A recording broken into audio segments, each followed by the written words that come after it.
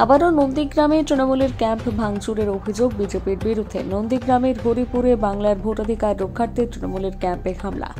রাজনৈতিক দরজা শুভেন্দু বিধানসভা এলাকায় নন্দীগ্রাম 1 নম্বর ব্লকের ভেকুটিয়ার পর এবার হরিপুরে হামলার অভিযোগ। এই বিষয়ে নন্দীগ্রাম 1 নম্বর ব্লক কোর কমিটির সদস্য বাপ্পাদিত্য গর্গ বলেন, বাংলা ভাষায় একটি প্রবাদ আছে, পিঁপড়ের পাখা গজায় মুড়িবার তরে।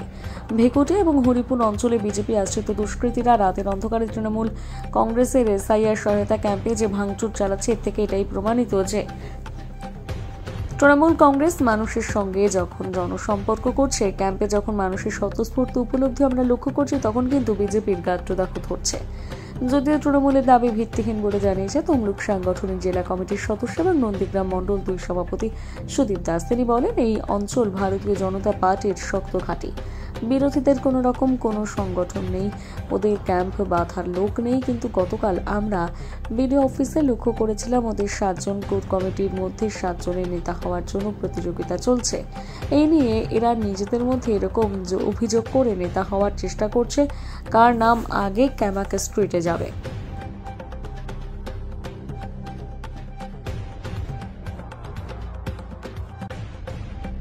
দেখুন, নন্দীগ্রামে তৃণমূল কংগ্রেস প্রত্যেক অঞ্চলে আমাদের এই এসআইআর এর সহযোগিতা বা সহায়তার জন্য কিছু ক্যাম্প করেছিল। প্রত্যেকটা জায়গায় বিভিন্ন পরিকল্পনার মাধ্যমে ভাঙার চেষ্টা করছে বিজেপি। কোনো জায়গায় যখন রাতের অন্ধকারে কেউ থাকছে না, তখন ভেঙে দিচ্ছে। আমাদের তো এসআইআর এর সবথেকে বড় আমাদের প্রতিবাদ ছিল যে এত কম সময়ের মধ্যে এসআইআর প্রক্রিয়া কি করে সম্ভব হবে। যখন নির্বাচন কমিশন মানলো না, আমরা তখন চিন্তা ভাবনা করলাম তাহলে সাধারণ মানুষের সহায়তার জন্য আমাদের কিছু ক্যাম্প করতে হবে, করে সহযোগিতা করতে হবে।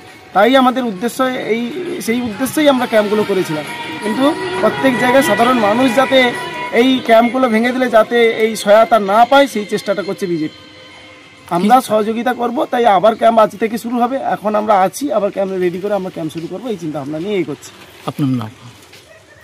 কমল কুমার জানা, নন্দীগ্রাম ব্লক 1 তৃণমূল কংগ্রেসের যুব সভাপতি।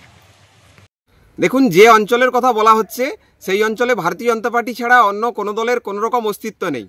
এরা ক্যাম্প তো দূরের কথা, ওখানে ক্যাম্প বাঁধারও ওদের লোকজন নেই।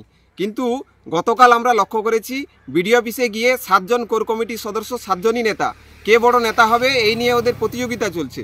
তো সেক্ষেত্রে এরা অভিযোগ করে নেতা হওয়ার চেষ্টা করছে। এরকম ভিত্তিহীন অভিযোগ, এই অভিযোগের কোনো সারবত্তা নেই। সুদীপ দাস, নন্দীগ্রাম মণ্ডল 2 সভাপতি।